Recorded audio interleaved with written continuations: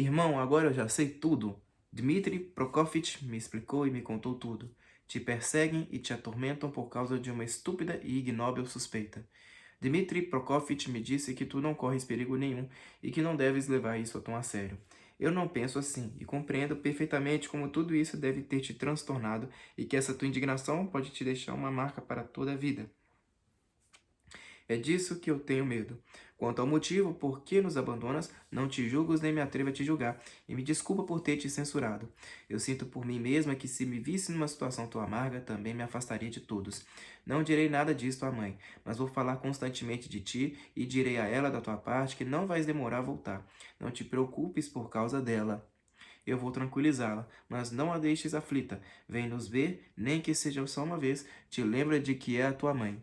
Eu vim agora só para te dizer que, Dunia começou a se levantar, se por acaso precisares de mim para alguma coisa, toda a minha vida, seja o que for, não deixes de me chamar que eu virei. Adeus. Deu bruscamente meia volta e se dirigiu para a porta. Dunia, chamou Raskolnikov levantando-se e indo ao seu encontro. Esse Razumikin Prokofitch é um bom rapaz. Dunia pareceu ruborizar-se. E então, perguntou depois de ter esperado um momento. É um homem ativo, trabalhador, honesto e capaz de amar para valer. Adeus, Dunia. Dunia corou fortemente e depois de repente mostrou espanto.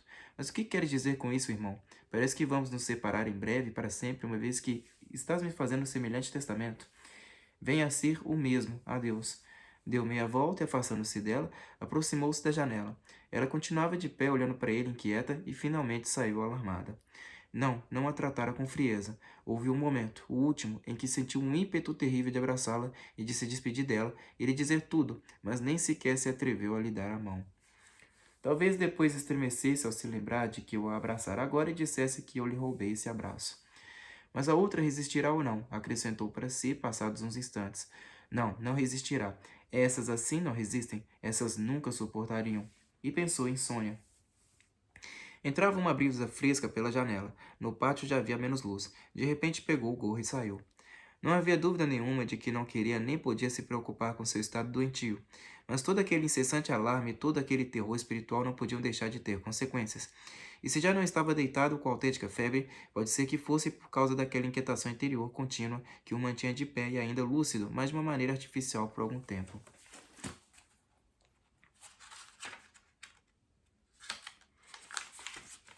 Perambulou sem rumo. O sol já se punha. Uma tristeza especial se apoderara dele nos últimos tempos.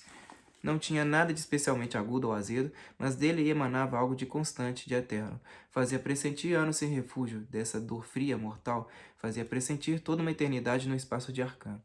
Essa sensação costumava afligi-lo com mais força ao cair da tarde. Como é que uma pessoa pode não fazer disparates com esses estúpidos desmaios puramente físicos dependentes do pôr do sol? Não só vais ver Sônia, como também Dunia, murmurou mal-humorado. Chamaram-no. Olhou em volta. Libzatnikov corria contra ele. Imagine só, estive em sua casa à sua procura. Imagine que fez aquilo que dizia e saiu para a rua com as crianças. Nós a encontramos com muito custo, eu e Sofia Siemionovna. Ela fica batendo uma frigideira e obriga os pequenos a dançar. As crianças choram, ela os faz parar nas esquinas e nas portas das lojas. Uma multidão de patetas corre atrás delas. Vamos até lá. E Sônia? Perguntou Raskolnikov, alarmada, acelerando o passo atrás dele. Está doida simplesmente. Quero dizer, quem está louca não é Sofia Siemionovna, mas Ekaterina Ivanovna. Embora, afinal de contas, Sofia Siemionovna também esteja. Asseguro-lhe que a outra perdeu completamente o juízo. Vão levá-la ao comissariado. Pode calcular a impressão que isso vai lhe causar. Agora estão eles no canal na ponte de... sem nome aqui. Muito perto da casa de Sofia Siemionovna. É logo ali. No canal, perto da ponte, apenas 2 casas depois do lugar onde Sônia vivia, apinhara-se um grupo de pessoas. Corriam para lá sobretudo rapazes e moças. Ouvia-se já na ponte a voz rouca, entrecortada de Ekaterina Ivanovna. E de fato era um espetáculo digno de interesse para a população do bairro. Ekaterina Ivanovna, com seu vestido esfiapado, com aquele manto quadriculado e com seu chapeuzinho amassado de palha, todo de lado, parecia verdadeiramente louca. Estava esgotada e respirava com dificuldade. O seu rosto vincado de tísica parecia agora mais doente do que nunca. pois na rua, ao sol, os tuberculosos parecem sempre mais doentes e desfigurados do que em casa. Mas o seu estado de excitação continuava o mesmo e parecia cada vez mais nervosa de momento para momento. Corria para os filhos, gritava, ralhava, ensinava a eles ali mesmo diante das pessoas a maneira como tinham de dançar e de cantar, e se punha a lhes explicar por que tinham de fazer isso, se desesperava quando não a compreendiam, batia neles. Depois, ainda antes de ter acabado, se dirigia ao público. Assim que via algum sujeito bem vestido, que tivesse parado para olhar, aproximava-se dele imediatamente, e se punha a lhe explicar que podia ver ali, que diabo, o extremo a que tinham chegado os filhos, de uma família distinta e até aristocrática. Ouvia-se no círculo algum risinho ou alguma palavra que soava mal, logo ela notava o engraçado e ralhava com ele. Alguns de fato riam, outros abanavam a cabeça. De maneira geral, era curioso ver aquela louca com os filhinhos assustados. A frigideira de que Libzhatnikov falara não existia. Pelo menos Raskolnikov não chegou a vê-la, mas há falta de frigideira. Ekaterina Ivanovna batia palmas com as suas esquálidas mãos quando obrigava Polietka a cantar e Liena e Kolya a dançar. E além disso, ela também se punha a cantarolar em voz baixa, embora tivesse de se interromper logo na segunda nota por causa da maldita tosse, o que voltava a exasperá-la, fazendo-a amaldiçoar aquela tosse até que começava a chorar. O que mais a enfurecia era o choro e o medo de Kolya e de Liena. De fato, tentara vestir os pequenos com trajes semelhantes aos que os cantores e cantoras de ruas usavam. O rapazinho usava na cabeça uma espécie de turbante vermelho e branco para imitar um turco. Para Liena, o pano não fora o suficiente e puseram na cabeça dela um gorro encarnado de pelo de camelo, ou, para melhor dizer, o gorro de dormir do falecido Semyon Zakharich, e no referido gorro prendera o resto de uma pluma branca de avestruz que pertencera à avó de Ekaterina Ivanovna e que esta guardara até ali, numa arca, como relíquia de família. Polietka usava o mesmo vestidinho de sempre. Olhava para a mãe, com olhos tímidos e aliados, sorvendo as suas lágrimas, adivinhando a sua loucura e observando inquieta a sua volta. A rua e as pessoas infundiam-lhe um medo enorme. Sônia seguia de perto Ekaterina Ivanovna, chorando e suplicando-lhe insistentemente que voltasse para casa, mas Ekaterina Ivanovna era inexorável. Deixe-me, Sônia, deixe-me, gritava com pressa, respirando com dificuldade e tossindo. Tu não sabes o que estás pedindo? Pareces uma criança. Eu te disse que não voltarei para junto daquela bêbada alemã. E quero que toda a cidade de Petersburgo veja como ando pedindo esmola aos filhos de um pai honesto, um homem que toda a sua vida serviu lealmente e com fidelidade ao Estado, e que, pode-se dizer, morreu em serviço. Ekaterina Ivanovna apressara-se em criar para si mesma essa fantasia e acreditar nisso. Que antipático esse generalzinho, veja. Mas tu estás tonta, Sônia. Que vamos comer agora, não me dizes? Já te exploramos bastante, não quero continuar assim. Ah, é o Sr. Rodion Romanovich, exclamou ao ver Raskolnikov e se dirigiu a ele. Pois faça o favor de fazer essa tolinha ver que isto é a coisa mais acertada que eu podia fazer. Até os tocadores de realejo ganham alguma coisa, e a nós vão nos distinguir imediatamente, pois verão que eu sou uma pobre órfã de boa família que se viu reduzida à miséria, e até esse generalzinho vai ficar com a carreira arruinada. Vamos nos colocar todos os dias ao pé da janela dele, e quando o imperador passar, vou me prostrar a seus pés de joelhos, empurrarei estes na minha frente e direi, protege-os, pai. Ele é o pai dos órfãos, ele é misericordioso, e há de protegê-los, vai ver. Mas esse generalzinho, Liena, fica direita, em francês no original. Tá aqui a frase aqui que eu não sei exprimir. E tu, Kolya, vamos lá dançar outra vez. Por que choramingas? Outra vez chorando? Vamos ver. De que tens medo, meu tolo? Senhor? Que hei de fazer com eles, Rodion Romanovich? Se soubesse como são tontinhos, que hei de eu fazer com eles? E ela própria também, quase chorando, que não era um óbice para sua rápida e incessante loquacidade, apontava os filhos que lá muriavam. Raskolnikov tentou convencê-la a voltar para casa e até lhe disse, pensando assim, feri-la em seu amor próprio, que não era nada decente andar pelas ruas como tocadora de realejo, uma vez que pretendia ser diretora de um pensionato para meninas. O pensionato, castelos no ar, exclamou Ekaterina Ivanovna depois de dar umas risadas, interrompidas pela tosse. Não, Rodion Romanovich, os sonhos se desvaneceram, todos nos abandonaram, e esse generalzinho... Olhe, Rodion Romanovich, eu cheguei a tirar um tinteiro na cabeça dele. Havia um lá no vestíbulo, estava em cima da mesa, junto a uma folha de papel, com o qual os visitantes escreviam seu nome e eu também escrevi o meu, pois atirei-o nele e saí correndo. Oh, que canalhas, me dão nojo, pois agora quem vai dar de comer a estes aqui sou eu, e não terei de me inclinar diante de ninguém. Já abusamos bastante dela. E apontava para Sônia. Poliética, quanto é que recolhestes? Me diz quanto? 10 copeques ao todo? Oh, que avarentos! Não nos dão nada, não fazem mais nada senão vir atrás de nós e colocar a língua de fora. Olhe como esse estúpido ri, e apontou para um do círculo. Este tonto do Colha é quem tem culpa de rirem de nós. Que aconteceu, Pietka? Fale em francês. Fale francês comigo. Olhe que eu te ensinei e tu sabes algumas palavras. Se não for assim, como vocês vão dar a entender que são de boa família, crianças bem educadas, e não como esses tocadores de realejo? E também não viemos para a rua com Pietruchka. O autor escreve este nome entre aspas por ser o nome tradicional da personagem principal do Guignol, o Polichinelo, como seria o equivalente português no teatro de marionetes. E para caracterizar o personagem dostoiévskiano, assim chamado de engraçado. Continuando. E também não viemos para a rua com Pietruchka, mas com canções nossas de bom tom. Ai, não. Que vamos cantar? Você só faz me interromper. E eu, repare, Rodion Romanovich, nós paramos aqui para escolher o que íamos cantar. Alguma coisa própria para a Kolya cantar. Porque tu vês, ficamos nessa situação inesperadamente. Precisamos ficar todos de acordo para ensaiarmos tudo perfeitamente. Depois iremos ao Prospect Nevsky, onde há muita gente importante. E logo vão reparar em nós. Liena canta a hospedaria. Simplesmente ela transforma tudo em hospedaria e mais hospedaria. E não sabe cantar mais nada. Nós temos de cantar alguma coisa mais distinta. Vamos ver. Que achas, Kolya? Se ao menos tu ajudasses um pouquinho a tua mãe, memória, memória, coisa que eu não tenho, porque se tivesse, não poderíamos cantar o sardo apoiado na sua espada? Ah, vamos cantar em francês? Cinq Souls. Foi isso que eu ensinei a vocês. O que ensinei a vocês, sim. E o mais importante é que, como está em francês, eles não têm outro remédio senão compreender imediatamente que nós somos nobres, e assim vão se comover mais. Também poderemos cantar aquela de Marlborough. Como é que se pronuncia isso aqui? Marlborough? Eu não sei. Marlboroughes, apóstrofo EN, espaço VA, traço T, traço EN, espaço GUERRE. Que é uma canção infantil e que em todas as casas aristocráticas se canta para embalar as crianças. Aí tá aqui uma canção em francês. Ela começou a cantar. Não, é melhor os 5 souls.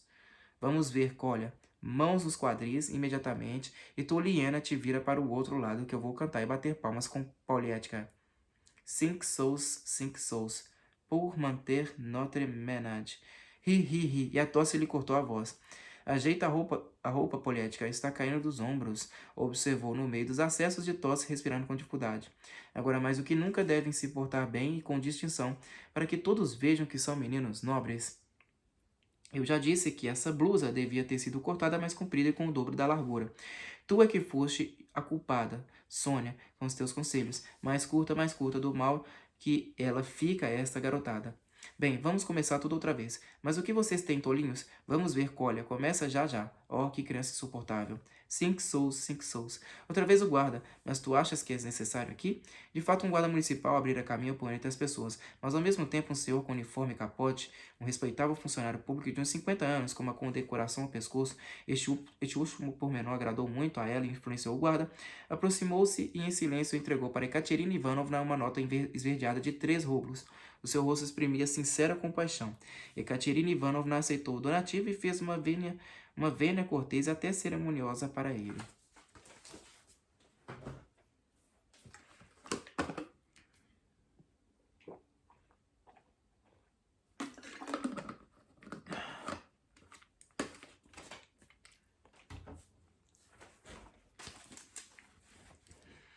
Muito obrigado, senhor. Começou com uma expressão de altivez. Há motivos que nos obrigam. Tomou o dinheiro. Poliética. Oh, ainda existem no mundo pessoas nobres e generosas, sempre dispostas a ajudar uma senhora nobre caída na pobreza. Estes que aqui vê, cavalheiros, são orfãozinhos de uma família distinta e pode-se dizer até ligada a linhagens muito aristocráticas. Mas aquele generalzinho estava lá sentado comendo perdizes e batendo com os pés no chão, dizia que eu tinha ido incomodá-lo. Excelência, eu disse a ele, proteja uma órfã, já que conheceu bem o falecido Simeon Zacharite e a sua filha legítima. O mais vil entre os vis caluniou-o no próprio dia de sua morte.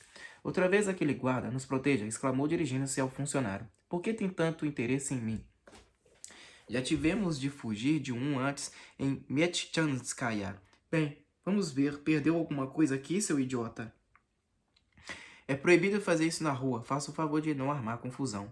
Tu é que estás fazendo confusão. É a mesma coisa que se eu trouxesse um realejo, o que te importa? Quanto ao realejo, é preciso tirar licença. E só com essas coisas já estão atraindo pessoas. Diga-me o seu endereço. Então é preciso licença, trovejou Ekaterina Ivanovna. O meu marido foi sepultado hoje. Essa é a licença. Senhora, acalme-se, começou o funcionário. Vamos, eu a levo.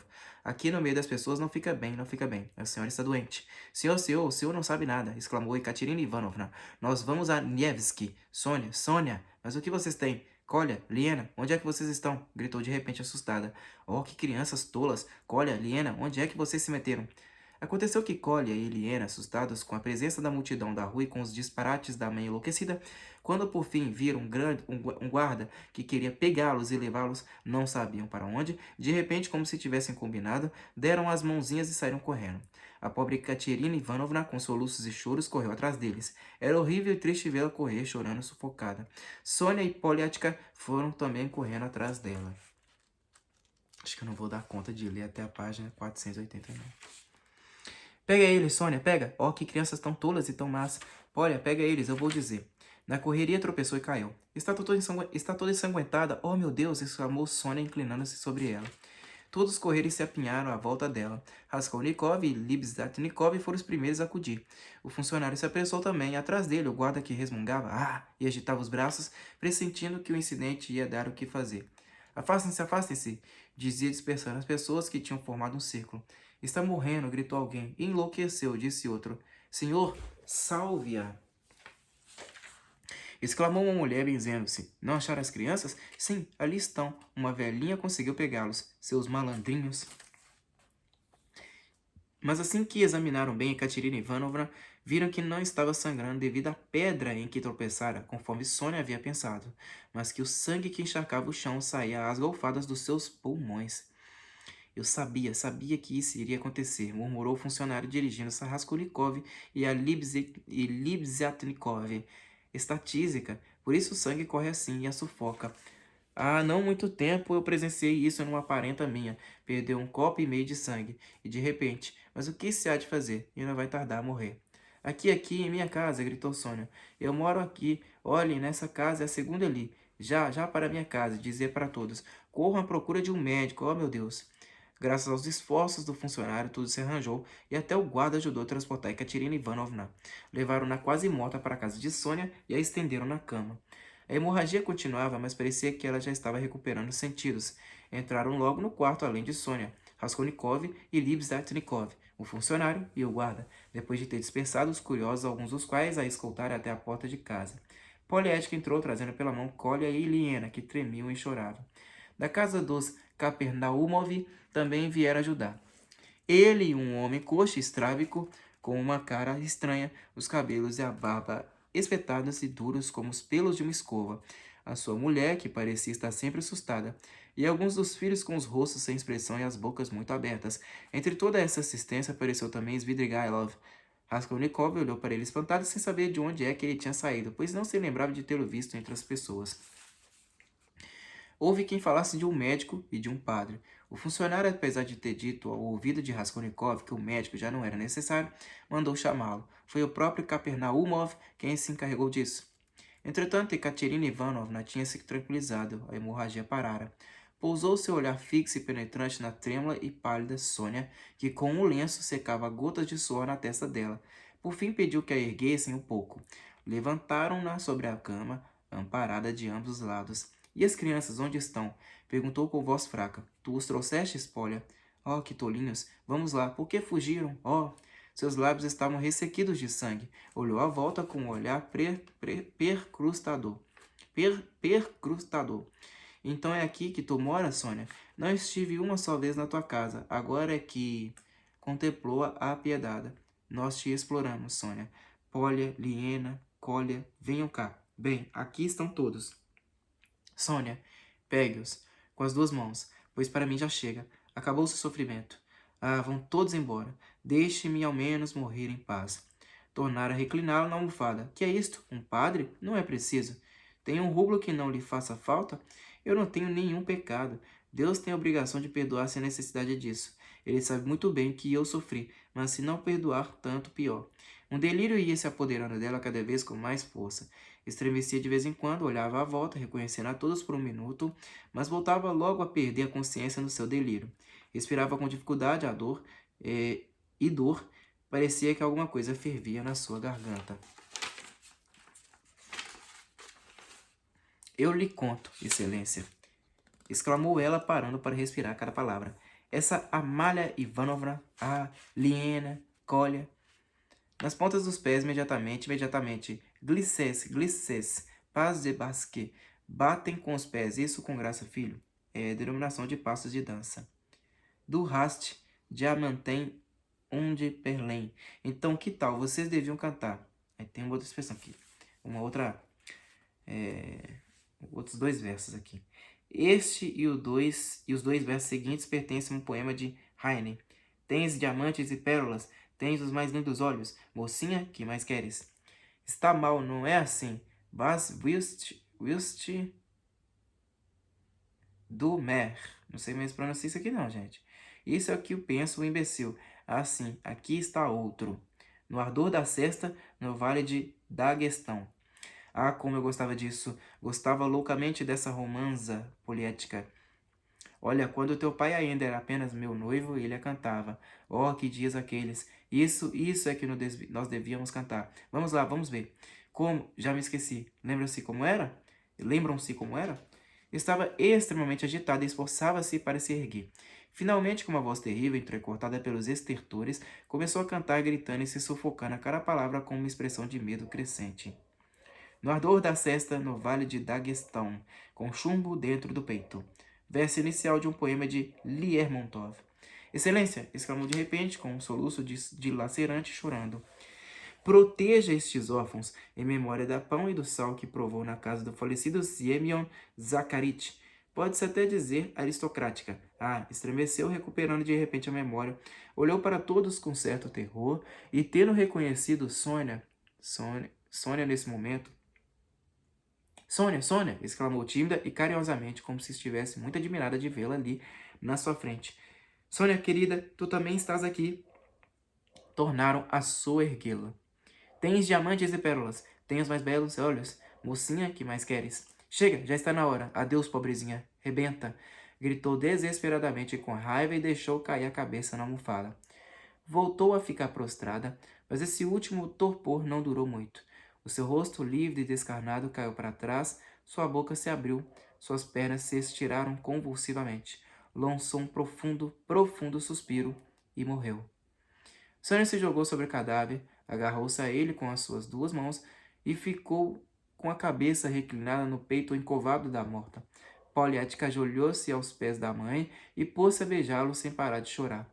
Kolya e Liena, que ainda não tinham compreendido o que acabara de acontecer, mas pressentiam alguma coisa medonha, colocaram as mãos nos ombros um do outro e ficaram se olhando até que de repente abriram a boca ao mesmo tempo e começaram a gritar.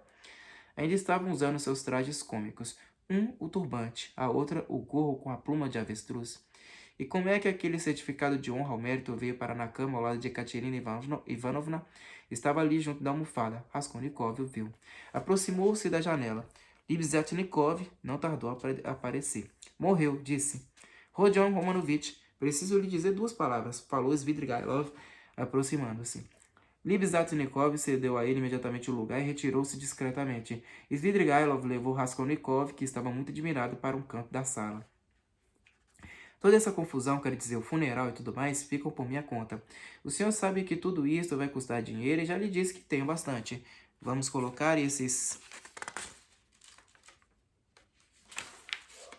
2 pequeninos e a Poliética em algum bom orfanato e vou depositar para cada um, até a sua maioridade, 1.500 rublos para que Sofia Semyonovna possa ficar tranquila.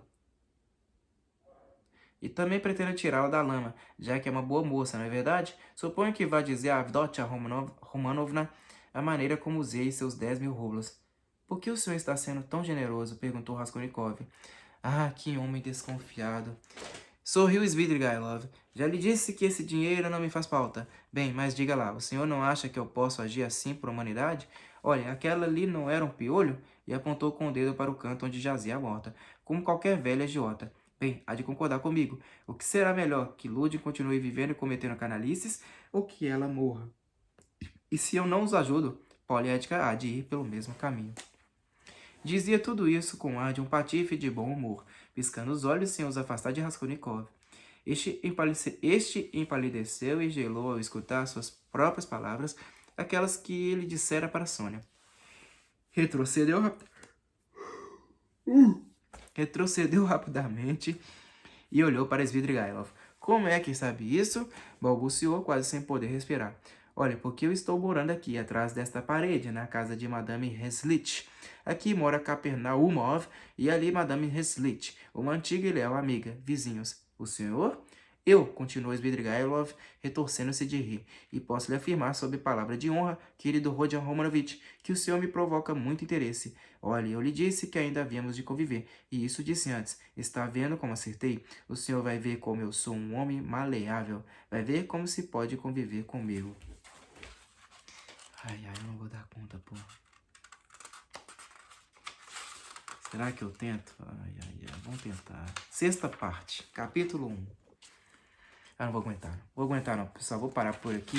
Na página 473 do livro, eu tô morrendo de sono já. Eu vou deixar isso daqui para amanhã. Mas muito obrigado a todos que me acompanharam até aqui, tá? Amanhã eu vou fazer o seguinte, ó. Vou dar início. Vou fazer o seguinte, vou ler da página 473, tá? Até a página 480, num vídeo. Aí no outro vídeo eu vou fazer tudo normalmente, né? De 20 páginas. É porque eu já tô com muito sono, não vou aguentar não. Muito obrigado a todos, até a próxima e falou.